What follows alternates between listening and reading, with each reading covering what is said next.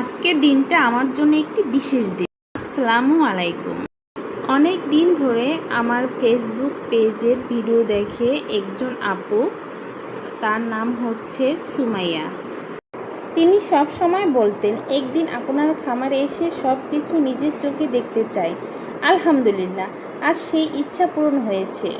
তিনি তার ছোট্ট মেয়েকে নিয়ে আমার খামারে এসেছেন। আসার সময় আমার জন্য ভালোবাসার উপহার হিসেবে ফুলের তোড়া নিয়ে এসেছেন।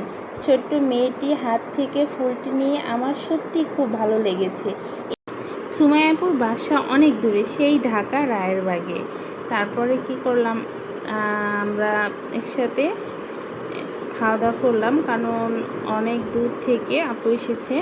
খুবই ক্ষুধার্ত ছিল, কারণ সারাদিন গাড়িতে ছিল। ঢাকা থেকে আমাদের বাসা আসতে প্রায় 3 ঘন্টা, 3.5 ঘন্টা এরকম সময় লাগে। তো আপুকে খাওয়া দাওয়া শেষ করালাম। শেষ করে আমি আপুকে নিয়ে আমার খামারে দেখালাম কিভাবে আমি আমার বাচ্চা ব্রিডিং করি, কিভাবে বাচ্চা ফোটাই মেশিন দিয়ে। এই সব কিছু দেখলো এবং ছোট্ট বাবু সোনাটা মুরগিটি হাতে নিয়ে খুবই আনন্দ উপভোগ করলো।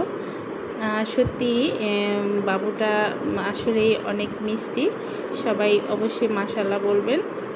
তো তারপরে আমি কিভাবে আমার খামারের ময়লা বর্জ্যগুলি কোথায় ফালাই এবং এটা দিয়ে কী করি, বায়োগ্যাস প্ল্যান করেছি, সেটাই আর কি আপুকে বললাম এবং আপু নিজেই দেখলো যে কিভাবে আমি এটা দিয়ে রান্না করি।